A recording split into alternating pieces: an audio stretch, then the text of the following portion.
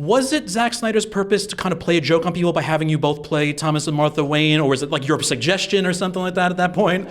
That was the first time we'd ever met or worked together. So this is well before. Oh my gosh, I just forgot that. I just literally But the news was out, I think, so people were expecting it, you know? Yeah.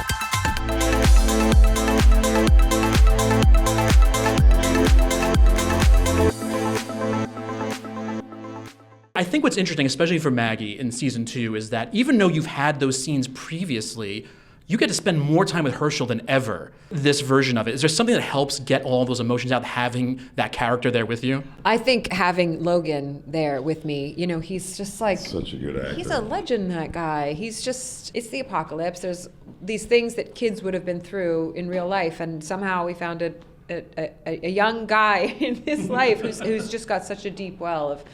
Yeah, it was awesome. The story's rich, and he could handle it. And then Jeffrey, you know, because the idea that, I mean, it's not Lucille, but the Bat is coming back. Yeah.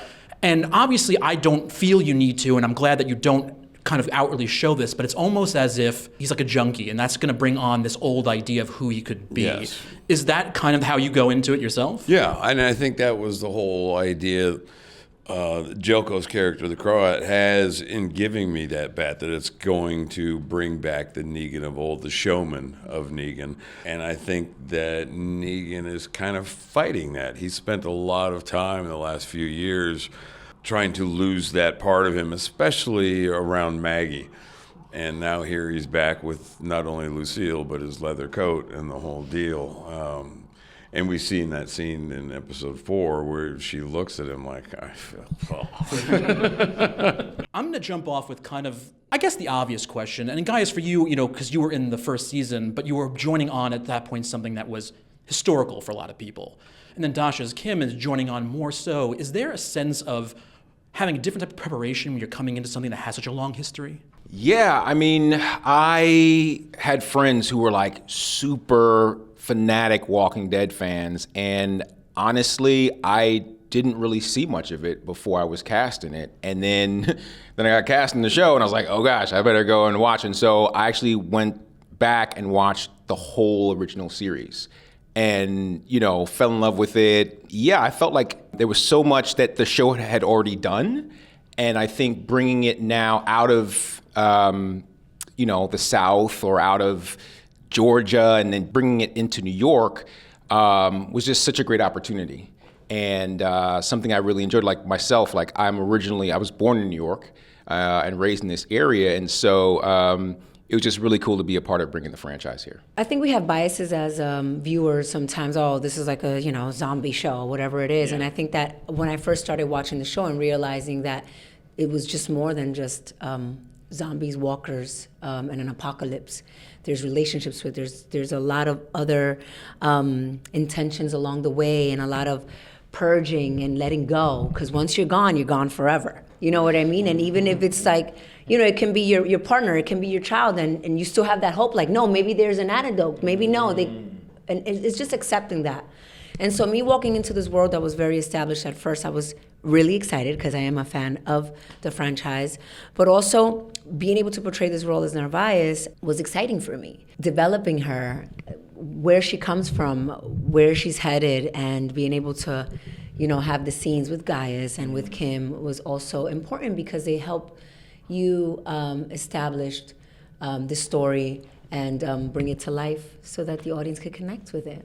Yeah, and for me, I just thought of this just now, listening to you two. I have to tell you that how rare it is when you work with an actor. I'd worked with Norman Reedus on a movie before he got The Walking Dead. I've known Jeffrey Dean Morgan for 78 years. I've known these guys, and we always go, oh, I can't wait to work with you, or I hope we get a chance to work together. Well, here I am, and here we are to join the season. And to work with Jeff, and Lauren, I'll never forget it. It just was such a great season to shoot last year in Boston, and the whole New York flavor. It was just fun for me to inhabit the Walking Dead world, because it really is a world.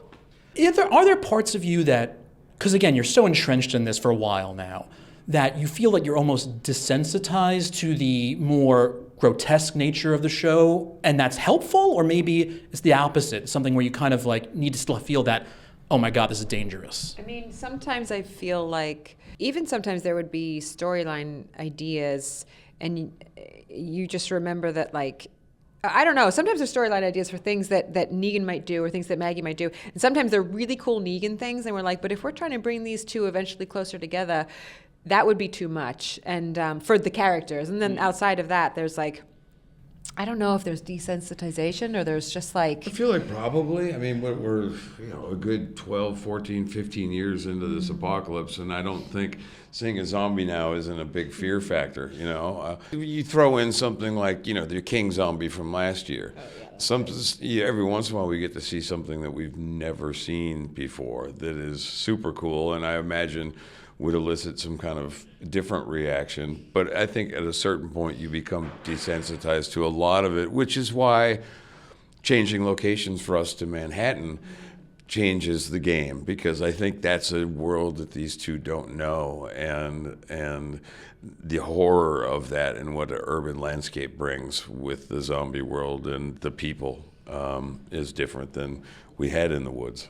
I find it so interesting because for an IP that goes for so long, because again, both of you, even though you've never met on the show, you're part of Supernatural, which also has a very long run, but being able to have characters that you can grow with for so long, is it easy to jump back into them? Is it something that you appreciate for the fact that it's actually harder maybe because you have to go in and think of how can I make this different? I think maybe all of it, but definitely, and that's our whole team, goes about approaching the story anew every time. And I think it's just testament to, we're really lucky to tell the story for a long time, obviously, because people are still with us in it. And I think that what you get to do is try to take a different perspective on the story and say, what if you looked at it from this angle? In season 1, we go in, John Carpenter-esque Escape from New York. And this season we go in and we take advantage of the fact that we have fewer characters, and we say, what's the psychological aspect that's never been deeply dove into in The Walking Dead? And we do that this year. So we hope that, if we can keep it interesting, it stays new for people watching as well. I think the reason that we're both still playing these roles is because we have writers that are challenging us, and there's new aspects to our characters that not only did the audience get to find out, but we get to kind of find out. And that's why we're still here. I think if we were still playing Maggie from season 1 or Negan from season 6, it might not be that. But I think the evolution of these characters that would naturally happen over the years is a fun thing to be able to kind of explore. And we know our characters so well that going into new environments and experiences and meeting new people, whatever it may be, we have a pretty good idea of where that story and how that would feel for these characters, because we do know them pretty well. It's fun. Talking about Bruegel as a character specifically, and without giving anything away, I won't say the specific names, but if we believe his backstory, he had some deep pocket friends before things changed in this world. He did. Is that something? Keep going. Is that What something else? that you think about? What do you the need? idea of his mentality there, the way he may have seen people, now comes out as more of a, well, now I get to act on it in a different way because of this world that we now live in. Yeah, he's a survivor. He's a Pied Piper. He's a boss. He was probably this is what Eli and I came up with. He was probably a CEO of a hedge fund for sure. And he knew all of Manhattan. He certainly knew where the power in Manhattan was. So now that we're in the apocalyptic world of zombies and money means nothing, how do you survive in that world? Well, the followers will follow a Pied Piper. And that's definitely what Bruegel is. And also, going back to, again, Gaius, you were used to it from the first season, but the New Babylon outfits, those old school sheriff type, and also, and not to take anything away from the outfits too, but that mustache must also feel like part of like a costume that creates the character. Oh my gosh. It's so funny because so I'm having a conversation with Eli as we're prepping for season 1 and, talking to the director and everything. And Eli's like, you maybe want to maybe try some facial hair, maybe see if you if that's okay, if that's cool with you, if you want to try it. And I'm like, sure, yeah. And it's so funny because I typically don't wear facial hair at all. I really actually, I like being clean shaven. I like getting up just in the morning, getting up and going. But no, it's a whole thing. But it brings a kind of, I think it brings a little bit more of a weight to the character. brings a little bit more charm to the character. So yes, for the art, I'll do it. Yes. Dascha, you got excited though when I mentioned the costumes. Oh, because the costume, the hair, Vince, I mean, I had a wig on, and to know in this world, how could a woman, keep her hair? So, right? Yeah. So it was like, I want to go short. I think she's that kind, she's militant, and she'll cut her hair with like a blade or something. And they facilitated that. And I think that really shows the audience and you, what would you do in a situation like this? Because you're still holding on to what it was, right? And how do you survive in these moments? So the jacket the hat added something to it, and losing these pieces is like stripping yourself and entering the world. We're entering Manhattan, and you see it along the way that is intentional. She starts to strip off everything from her jacket, from her, and it's kind of like stripping her and allowing her to be vulnerable and not be so guarded in what they're creating in this new Babylon and this new world. And because, again, since you do both have a lot of characters from other IPs that people love and know, which two characters do you think would do well in the Walking Dead world? Or would you like to see kind of in the Walking Dead world from your past? I think the John Winchester for me would be an easy jump. Yeah, totally. I mean, other than he's dead. Well, they've fixed that plenty of times. Yeah, as we know with TV, they bring it back. Yeah, I feel we probably both sort of play pretty capable characters in shows we've played. So, but I want to see Denny in this world. Yeah, Denny in Why this not? world. Be tough in the hospital bed. Yeah. I don't know. Yeah, but revived. I kind of almost think that Clay from The Losers may do really well. Clay from The Losers? Sure, comedian would fucking love it. Oh, he'd have a ball. Oh, yeah. he would have a field day. This would be his dreamland. Now, I'm going to say that this is an apropos of nothing that may happen in the show. But when joining on to something like The Walking Dead, clearly, I want my character to last as long as I can, but is there some part of you that wants to be in that zombie makeup? No. Next question. No, come on. We saw this. Every day we would come to set, and you'd get to the parking lot of this incredible studio that we had. And the interiors were incredible. The artwork was just great, the design. But always, I would pull up in my car, and I'd get out, and there'd be like 60 or 70 walkers out in the parking lot, smoking a cigarette or hanging and with their phones, and they can't really see them. They got all this makeup on. And I would just walk through the middle of them and go, thanks, guys. Hey, because they can't talk when they're on set. They're in it. They're the Walker world. And a lot of respect for those extras and the special extras who got to do stunts and things. It's like no other TV show I've ever been on before.